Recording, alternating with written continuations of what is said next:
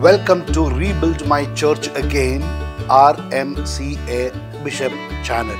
Thanks for subscribing this channel and hearing 2 videos yesterday and sending them to your good friends. I appreciate your generosity and support. My dear friend, today let us reflect on ordinary life. There is ordinary life and there is also extraordinary life.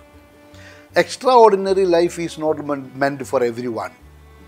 There may be people called to lead these kinds of extraordinary life. But normally we are all called by God to live ordinary lives. And this ordinary life we also call as good life. So for good life, there are some rules and regulations tried and tested over a long period of time, and thus people follow that and their life becomes really good. You know, when you look into the aviation field, there are 2 kinds of pilots. There are old pilots and there are bold pilots. There are old pilots and there are bold pilots. But they say there are no bold pilots, because those bold pilots are those pilots who take risks. And you know, when they take risk, what happens? One day, once it goes wrong, the whole passengers are dead, including the pilot. So bold pilots are there, but it is very difficult to find bold pilots. Old pilots are those pilots who always follow the textbook rules. They don't go out of the way. What is written in the rule book, they follow. When to fly, how to fly, what to do when the weather is wrong, etc., etc., etc. So those who go out of the textbook rules may go wrong one day, and the result is all lives are lost. Therefore, new rules are made so that the safety of passengers are taken care. Then we can say, behind every rule or a law, there may be many lives lost. If we take our ordinary mundane experience, using helmet, now it is a law. There was a time when it was not a law, but when many lives were lost, the rule came, all should use helmet, especially on the 2-wheelers. In the 4-wheelers, there was no rule about the seat belt, but today there is a law to wear seat belt.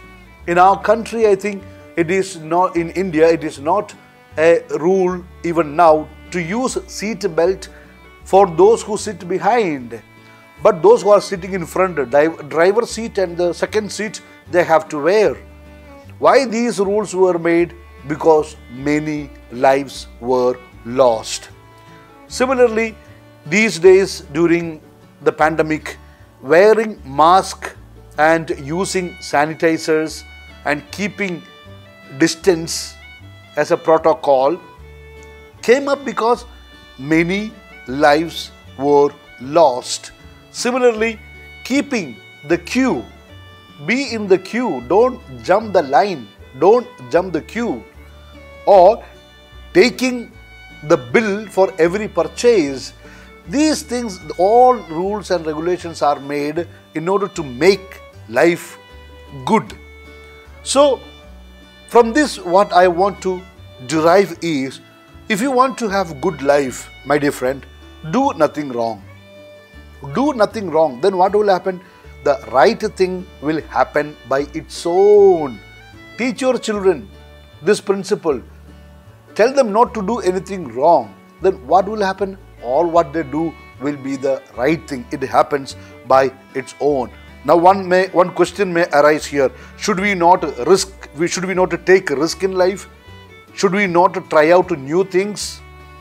The answer is, Why do you want to burn your finger to know that fire burns? Allow others to do the experiments. Allow others to take the risk. We can learn from their experience. That is the beauty. So those who want to take a risk, those who want to try out new things, they may be extraordinary people. Let them do that. And from their experience, we ordinary people can learn good lesson, have good lessons and have good life. See, sometimes what happens, it is the desire to be the first in everything that make people to do certain things, and that could be very fatal. We can't say what good life guarantees. We may not be able to say what good life guarantees. You can only say what good life prevents. That you can say for sure. So to have a good life, we have to prevent certain things. We have to avoid certain things. And that is, in short, avoiding wrong things, avoiding evil. I would like to bring to your attention some of the biblical principles that guide us in this endeavor. For example, St. James 4:7, it is written, "Submit yourselves therefore to God. Resist the devil and he will flee from you." If you resist the devil, he won't stay with you. He will run away. So what we need to do is to submit ourselves to God. Take it as a rule for your life. Always submit yourself to God. 1 Thessalonians 5:22, which says, "Abstain from every form of evil." Evil can never become good. It is never good. So there is no question of experimenting with the evil and then transforming it into good. Human beings cannot do that. God can do everything. Nothing is impossible with God. But we are ordinary people and we are talking about ordinary life. The 1 Corinthians chapter 15 verse 33. "Bad company ruins good morals." So beware of in whose company you are. Matthew chapter 6 verse 13. That is a prayer. "Lead us not into temptation, but deliver us from evil." I remember about a person who wanted to help the prostitutes. In the end, he ended up being one of the clients. So, lead us not into temptation, but deliver us from evil. St. Paul's letter to Ephesians chapter 5, verse 11. "Take no part in the unfruitful works of darkness, but instead expose them." Instead, you expose them. So don't take part in the unfruitful works of darkness. Romans chapter 12 verse 9. "Let love be genuine. Abhor what is evil. Hold fast to what is good." So resist the evil and do good. Isaiah chapter 48 verse 22. "There is no peace, says the Lord. There is no peace, says the Lord, for the wicked." So for ordinary people, for ordinary life, we should avoid all kinds of wickedness. There is no use of doing wrong things and justify it with some philosophy or theology. It doesn't work. St. John's letter, third letter, chapter 1, verse 11. "Beloved, do not imitate evil, but imitate good. Whoever does good is from God. Whoever does evil has not seen God." That's the point. So, my dear friend, that's all for today. Before I give you my apostolic blessing, let me make a small request to you.